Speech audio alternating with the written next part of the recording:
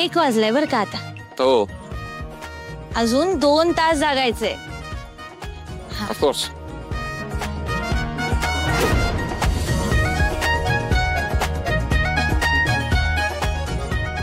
ए काय 2 वाजलेत. अजून 1 तास जागायचंय तुला. हो तुम्हाला पण सर.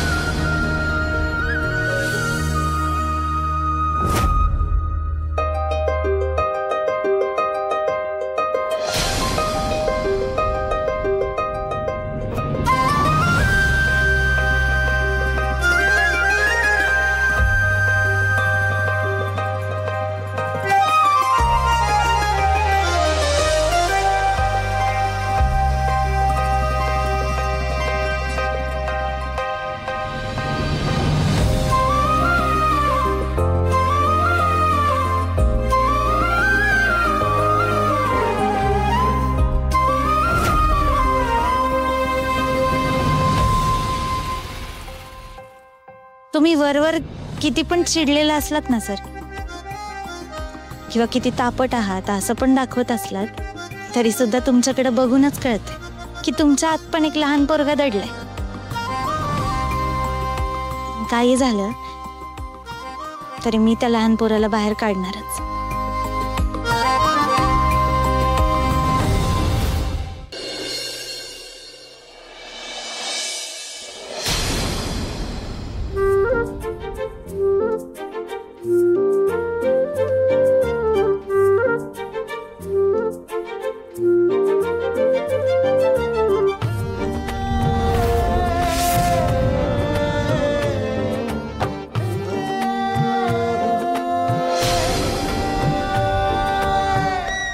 काय हो सर, अहो तुम्ही माझ्यावर लक्ष ठेवणार होतात ना. मी झोपते का नाही ते बघणार होतात तुम्ही, आणि स्वतःच झोपून गेलात. जगात असं काहीच नाहीये जे मी नाही करू शकत, अहो असं बोललात तुम्ही. तुमच्या या वाक्याला घाबरून मी रात्रभर झोपले नाही. अहो 3 वाजेपर्यंत जागे होते मी.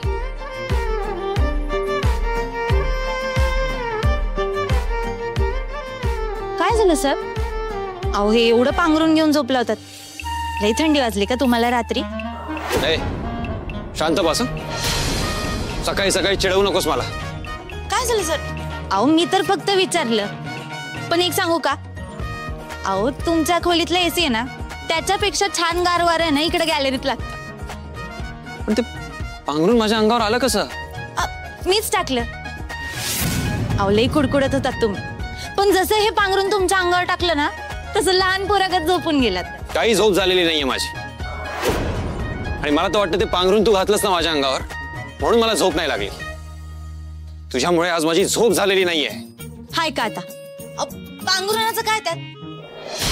एकतर तुम्हीच मला जागायला सांगितलं. हा माझ्या मागं तुम्ही पण जागलात आणि मला पण जागवलं.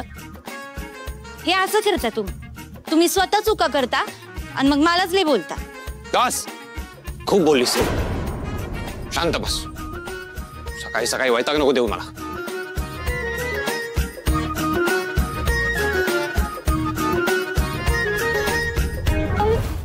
पण काही म्हणा, दादूच्या लग्नाचा डिसिजन मला खूप आवडला. 1 नंबर बोलली चिकू. पण चिकू, राणी वहिनी आपल्या घरात नवीन आहेत, त्यामुळे वहिनी ते सेट होईपर्यंत बऱ्याचशा गोष्टी तुला सांभाळायच्या आहेत बरं का. डोंट वरी अज्जू ब्रो, आपलं सगळं इथे असते, तू बघच. Good morning everyone. Good morning. Morning. बाप रे, कसली जांभई दिली दादूने. तसं काय 2 दिवस झोपलाच नाहीये. काय रे दादू, परत जागरण सुरू केलं की काय तो? ए चिकू, काही काय विचारतेस? दादाच्या आणि वहिनींच्या पर्सनल गोष्टी सगळ्यांसमोर विचारून दादाला ऑकवर्ड करतेस का? उप्स, सॉरी दादू, सॉरी हा, सॉरी. अरे अजित, तुम्ही दोघ जण सारखं त्याला चिडवत असताय बर का. सकाळ संध्याकाळ त्याची चेष्टा करताय. असू दे हो वहिनी, तसंही मोठ्या भावाची गंमत करायची संधी कमी मिळते. आपल्या घरात मोठा भाऊ नेहमी चोऱ्याच वापरतो.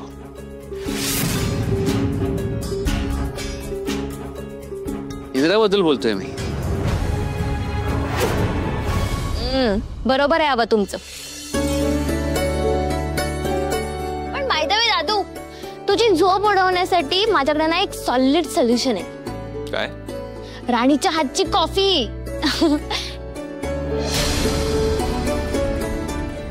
तिने प्रेमाने बनवलेली कॉफी तू फक्त ओठांजवळ जरी घेऊन गेलास ना तरी तुला एकदम अशी तरतरी येईल. बेटा मी तुला सांगते. राणी, राणी, आले आले.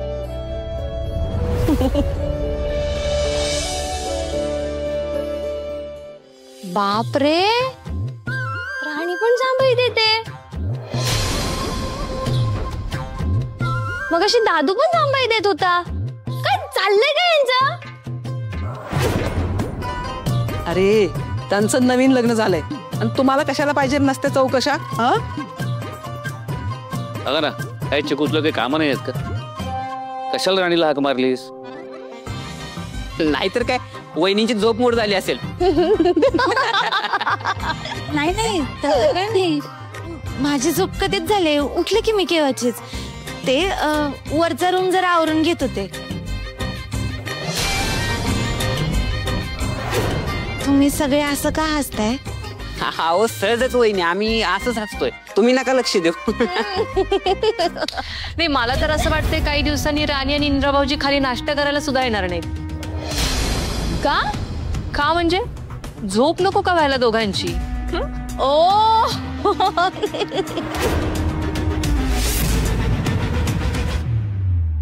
दात काढून झाले असतील त्या एका गोष्टीची आठवण करून देते. आज कृष्ण जन्माष्टमी आहे, घरात सण आहे, त्यामुळे तयारीला लागा. आणि उर्मिला, आपल्या घरात आलेल्या त्या बयेला म्हणावं, थोडी फुलं, हार, तोरण, नारळ, पान, सुपारी, दूध, दही हे सगळं घेऊन ये आणि त्यानंतर पाळणाही काढून ठेव म्हणावं. हो आई, जिला सांगायचंय तिनं ऐकलंच आहे की.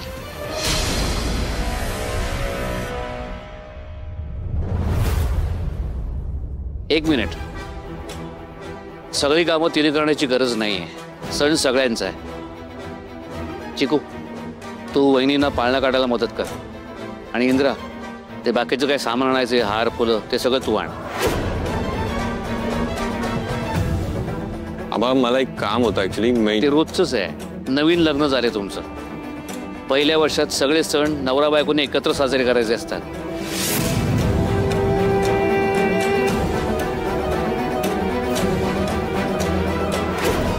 हो ठीक आहे.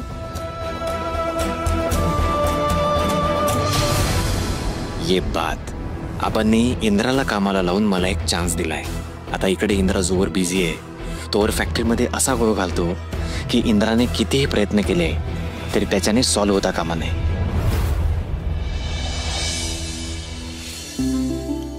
सुरके, आपली राणी कशी बाहुलीसारखी वाटते ना, बघ की. बघू.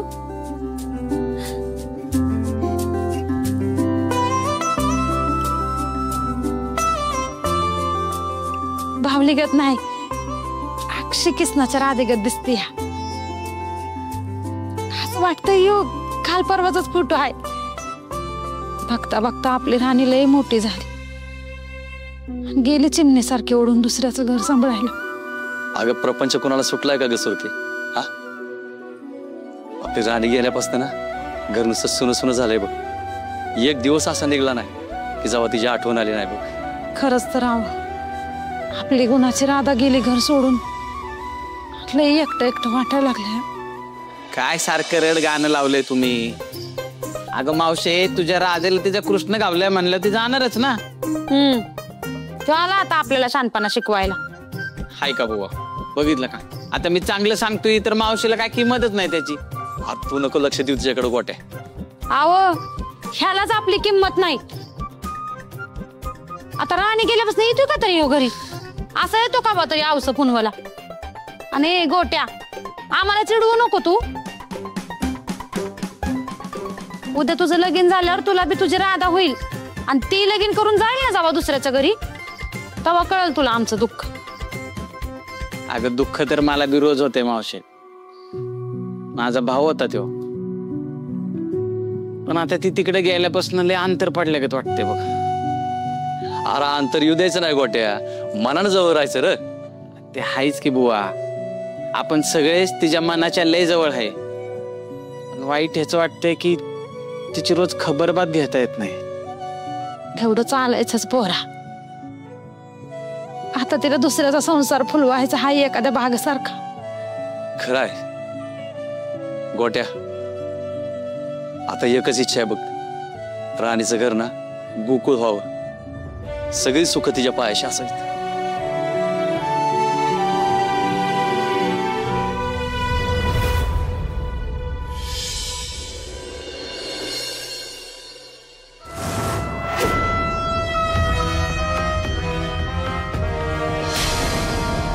चहा पण घेतला नसशील ना?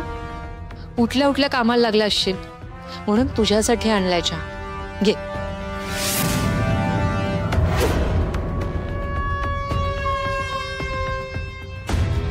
अगं राणी, खरंच काळजीपोटी आणलाय. तशी मी मनानं चांगली आहे. कधी कधी वाटतं तुझ्या बाजूने बोलावं, पण मालत्याही चिडतील म्हणून नाही बोलतायत मला. बरं ते जाऊ देत, मला सांग तुझे डोळे एवढे का सुजलेत? काही झालंय का? नाही म्हणजे घरातल्यांना सगळ्यांनाच वाटतंय की तुझा आणि इंदिरा भाऊजींचा संसार खूप गोडी गुलाबीने चाललाय, पण रूम मध्ये काही वेगळं सुरू नाहीये ना? तसं काय असेल तर तू मला सांगू शकतेस.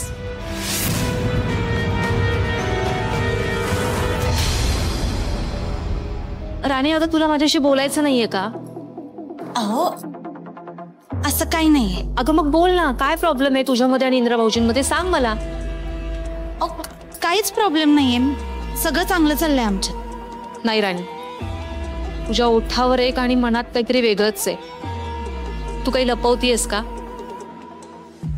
नाही, मी काय नाही लपवते. नाही राणी, मला पटत नाहीये. अगं सगळ्या स्त्रियांना असं वाटत असतं की आपला नवरा आपल्याशी चांगलं वागेल, आपलं ऐकेल, ह्या आशेवर त्या जगत असतात. जसं की मी पण आतापर्यंत असेच दिवस ढकलत आली आहे पुढे. पण सत्य काहीतरी वेगळं आहे. म्हणजे अगं तुमच्या दोघांमध्ये जसं काहीच बरं नाहीये ना, तसंच माझ्यामध्ये आणि विक्रांतमध्ये पण बरं नाहीये. इंदिरा भाऊजी जसे तुला रूममध्ये त्रास देत असतील तसाच त्रास मला विक्रांत देतो. अगं ह्या घरातले सगळे पुरुष एकसारखेच आहेत. का? काय करतात विक्रांत दादा तुमच्या बरोबर? त्रास देतात का तुम्हाला?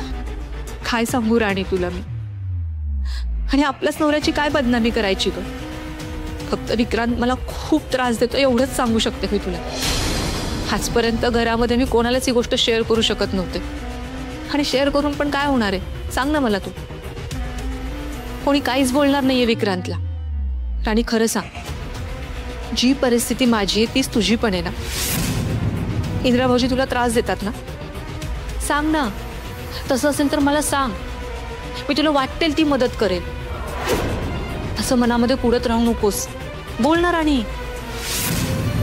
राणी अगं असं मनात साठवून ठेवलं ना की मग त्याचा एक ना एक दिवस भडका होतो आणि मग नाती तुटतात. माझं ऐक, बोल माझ्याशी. माझी जी गत आहे तशीच तुझी परिस्थिती आहे ना? इंदिरा भाऊजी सगळ्यांच्या पाठी तुला टॉर्चर करतात ना, तुला ओरडतात ना, त्रास देतात ना? बोल ना राणी, अशी गप्प बसू नकोस. अगं मी तुला तुझ्या मोठ्या बहिणीसारखी आहे. बोल, तुझे प्रॉब्लेम्स मला सांग.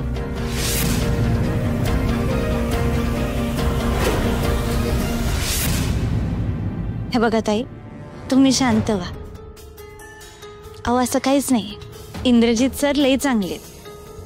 ते असं काय पण करत नाही ज्याने मला त्रास होईल. ते माझ्याशी प्रेमानं वागतात. अहो उलट मला जर काही दुखलं खुपलं तर माझी विचारपूस करतात. अहो सगळं ठीक आहे आमच्यात.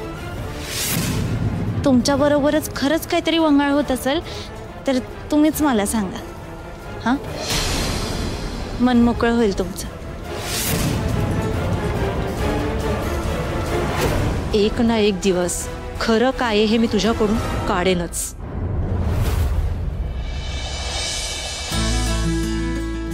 अरे यार, हा स्क्रू खूप अजून लूज आहे यार. हे बघा जुब्रो, तुझे प्रयोग फसतात ठीक आहे, पण हा पाळणा रिपेअरिंग करणं फसायला नको. हा हो ग चिकू, मला कामावर फोकस करू दे ना. होईल सगळं नीट, डोंट वरी. थांब जरा. कर.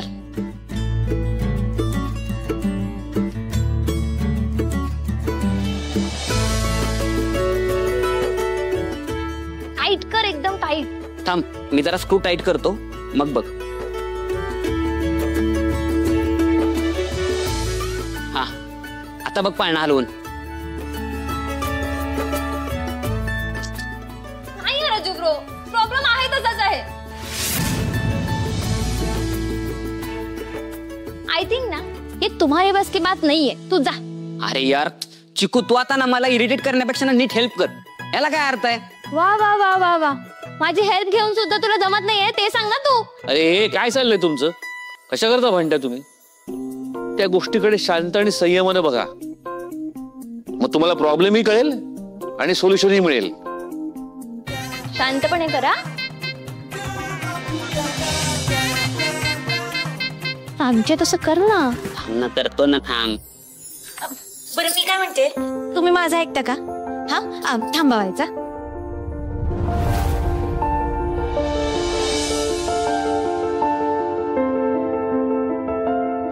घ्या. वासरात लंगडी काही शहाणी व्हायला निघाली आहे.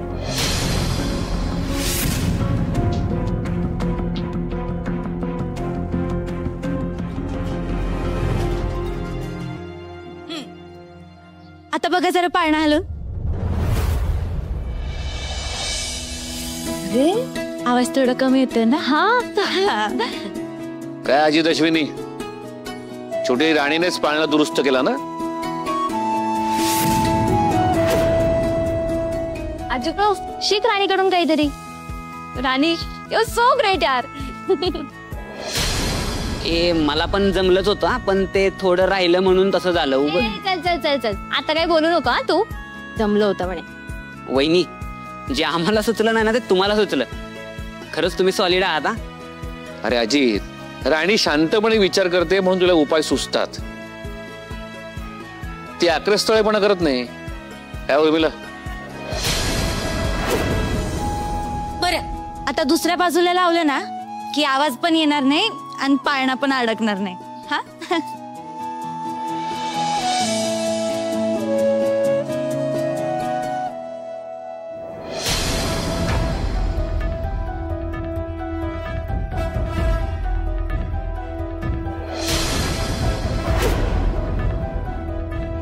पाळण्याचा आवाज जसा बंद केलास तसा तुझा आवाज मी थोड्याच वेळात बंद करणार आहे.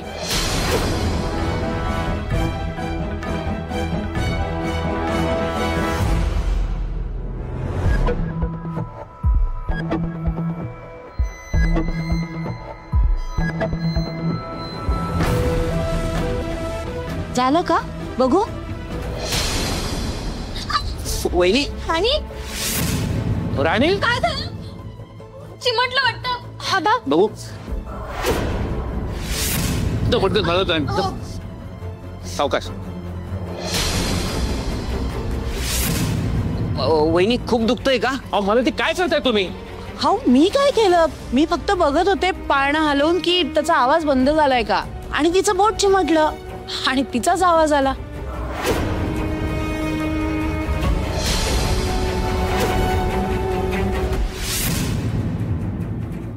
बाई ग, खूप लागले का? राणी किती वेळा सांगितलं बाळा सावकाश काम करत जा. बघ बरं किती लागले. शिर दुखतंय का? हा, कुंकर मार. ह्या बाजू.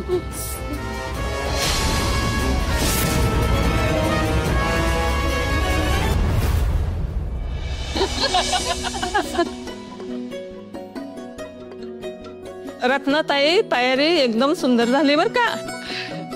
आमच्या सगळ्या मुलांनी मिळून सजवलंय घर.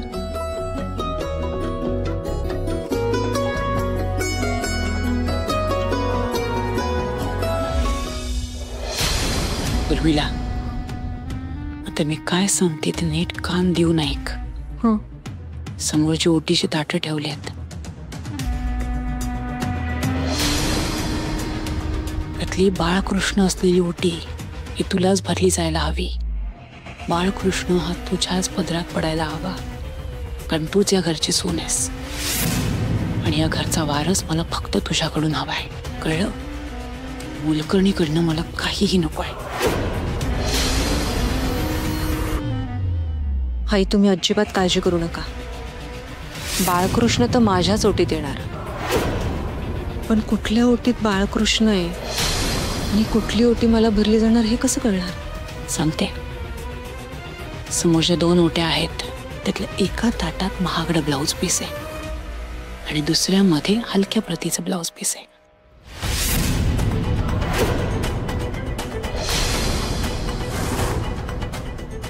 त्यातल्या महागातला ब्लाऊज पीस असणाऱ्या ओटीत बाळकृष्ण आहे, जो मीच ठेवलाय आणि ओटीही मीच भरणार आहे. फक्त तुला कल्पना असावी म्हणून सांगितलं.